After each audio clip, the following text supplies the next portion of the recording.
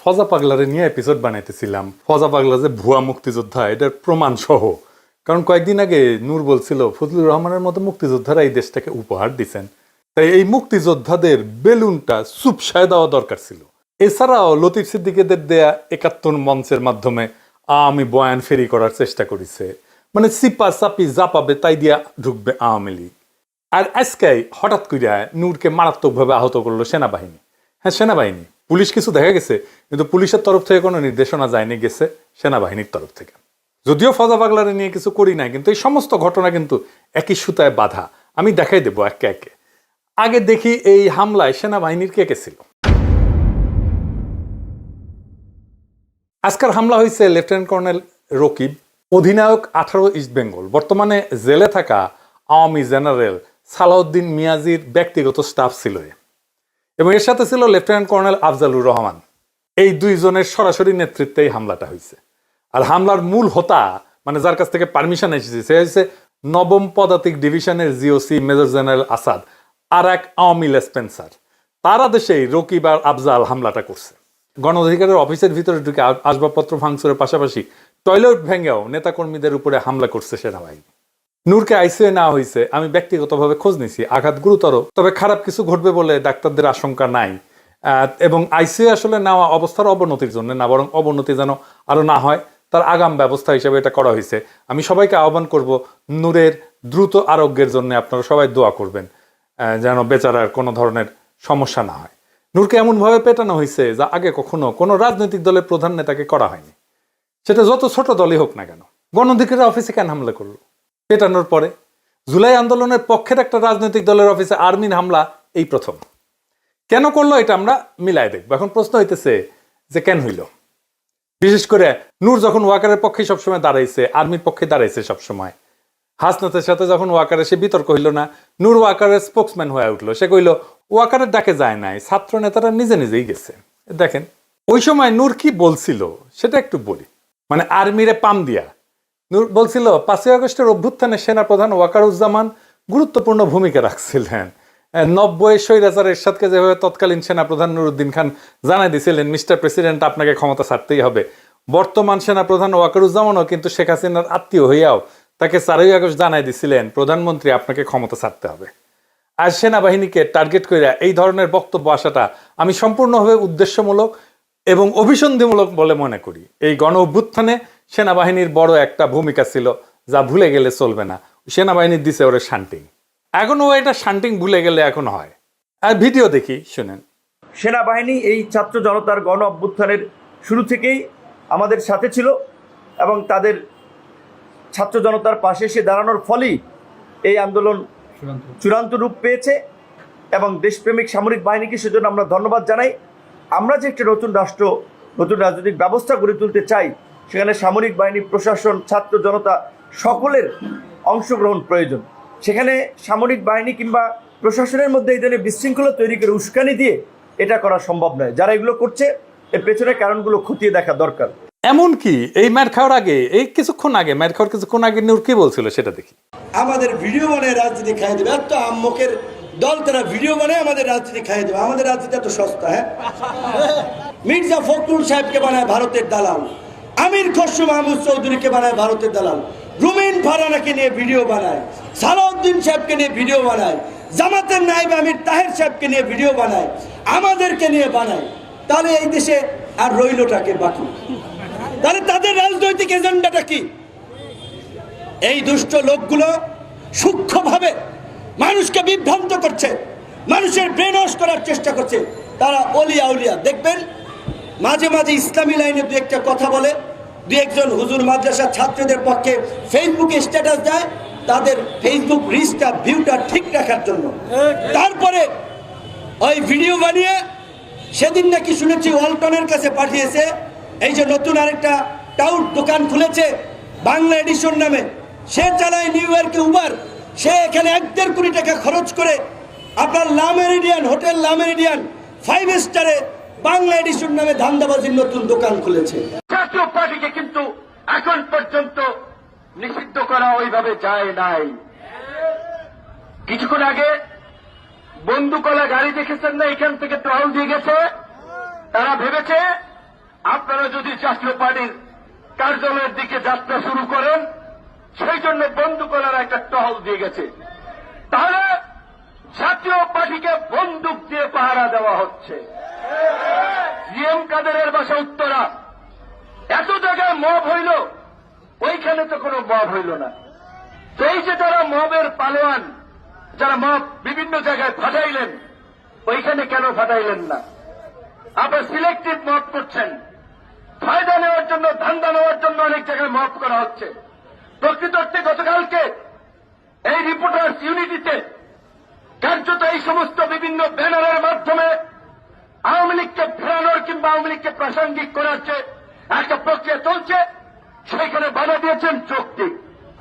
দেখেছেন তো, মানে ও মব নিয়ে কথা বলতেছে। নূরের পলিটিক্যাল স্ট্যান্ড ছিল pro Waker, pro army, pro মুক্তিযুদ্ধ। কয়েকদিন আগে প্রফেসর ইউনূসের সরকারকে ব্যাকল সরকার বলছে। দেখেন এই এক বছরে এটা কি বলবেন, ব্যাককুল সরকার বলবেন না আহম্মক সরকার বলবেন? এক বছরে কোন জায়গায় নির্বাচিত প্রতিনিধি নেই।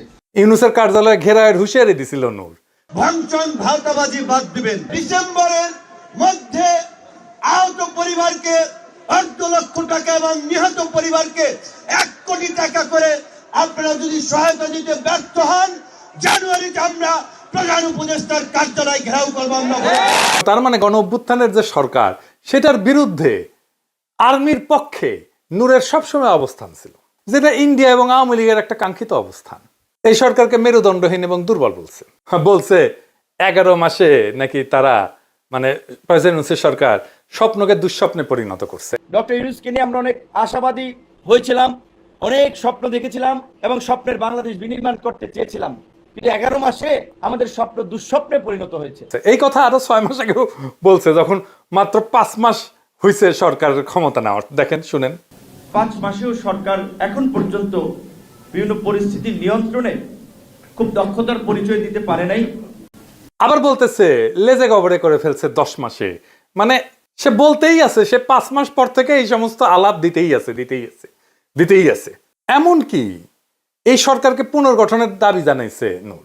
বলছে যে এই অন্তর্বর্তীকালীন সরকার মানুষের আকাঙ্ক্ষা অনুযায়ী কাজ করতেছে না, বেশি অক্ষম হইলে ক্ষমতা ছেড়ে দিতেও বলছে। শোনেন, ডক্টর মোহাম্মদ ইউনূসকে বলবো, আপনি যদি কোনো সমস্যা বোধ করেন, আপনি যদি রাষ্ট্র পরিচালনায় কোনো চ্যালেঞ্জ বোধ করেন, সমস্ত রাজনৈতিক দলের শীর্ষ নেতৃবৃন্দকে আপনি ডাকেন, তাদের সাথে খোলামেলা আলোচনা করেন। আজকে আমরা সমস্ত রাজনৈতিক দল যদি এই সরকারকে সাপোর্ট না করি, সরকার টিকতে পারবে না। এমনকি এটাও বলছে অন্তর্বর্তী সরকারের ক্ষমতা হস্তান্তর শান্তিপূর্ণ হবে কিনা সেটা তার সন্দেহ আছে। তার মানে এরা মাইর খাবে।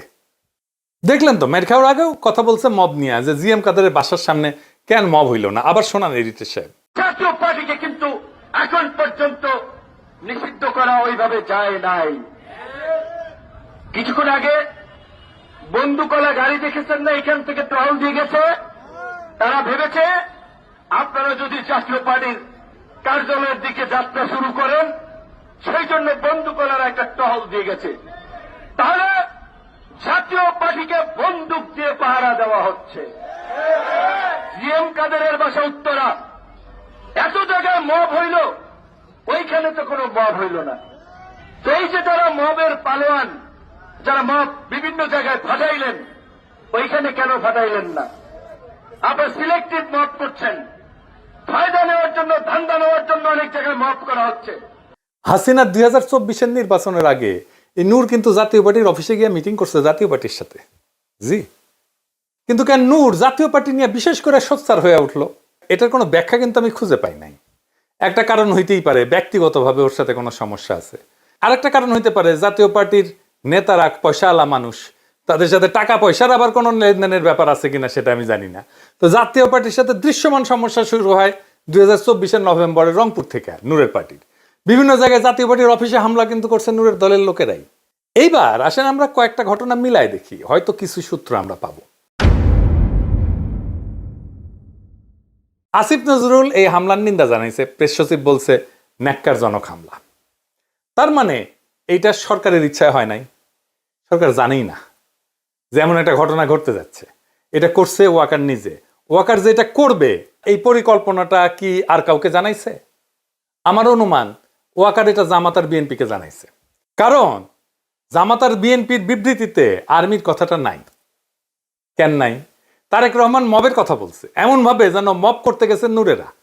আর তারেক রহমানের ইংরেজিতে লেখা স্ট্যাটাসের বাংলা হইতেছে, আমি পড়ে শুনাইতেছি, বাংলা করে শুনাইতেছি। বিএনপি নুরুল হক নূরের উপরে হামলা এবং কাকরাইলে ঘটে যাওয়া সহিংস ঘটনার তীব্র নিন্দা জানাচ্ছে।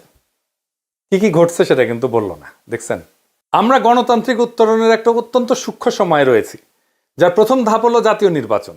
সম্মিলিতভাবে আমাদের নিশ্চিত করতে হবে যেন আজকের মতো অস্থিতিশীল পরিস্থিতি ছড়িয়ে না পড়ে এবং আমাদেরকে গণতন্ত্রের পথ থেকে বিচ্যুত না করে। মানে সে আশঙ্কা করতেছে, তারেক রহমান আশঙ্কা করতেছে যে এই ঘটনা ছড়াই যাবে সারা দেশে, জাতীয় পার্টির অফিসগুলোর উপরে হয়তো হামলা হবে। এবং এই অস্থিতিশীল পরিস্থিতি কে করলো? করছে তো তার জোটের লোকেই, তাই না? গণতন্ত্রকামী সব পক্ষ, যার মধ্যে বিএনপি এবং তার মিত্ররা অন্তর্ভুক্ত, মানে নূরের দলের কথা বলতেছে, তাদের সংযম এবং সহনশীলতা প্রদর্শন করতে হবে। গত বছরের গণ আন্দোলনের প্রকৃত চেতনা জাগ্রত রাখতে হবে। দেশকে বর্তমান অস্থিরতার শৃঙ্খল থেকে মুক্ত হইতে হবে। বাংলাদেশকে আগায় নিতে হইলে আমাদের এই যে মবের সংস্কৃতির বিপরীতে সতর্ক থাকতে হবে। আইনের শাসন প্রতিষ্ঠা করতে হবে এবং একটা শান্তিপূর্ণ স্থিতিশীল দেশ গড়ে তুলতে হবে। কেবল জনগণকে গণতান্ত্রিক পথে ক্ষমতায়ন করা এবং সবার জন্য ন্যায় বিচার, সমতা ও মর্যাদা নিশ্চিত করার মাধ্যমেই আমরা ঐক্যবদ্ধ জাতি হিসেবে সাফল্য অর্জন করতে পারি।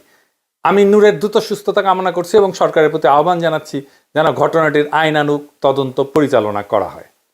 আর্মির কথা আছে নাই, এর মানে কি? মানে মার খাইছো, ফাঁসি খেয়ে থাকো। জামাতও তাই, বলে নাই কে মারছে। দেখেন, অত্যন্ত দুঃখজনক হইলে সত্য যে আর্মির ভূমিকা ইচ্ছা করে এড়ায় যাওয়া হয়েছে।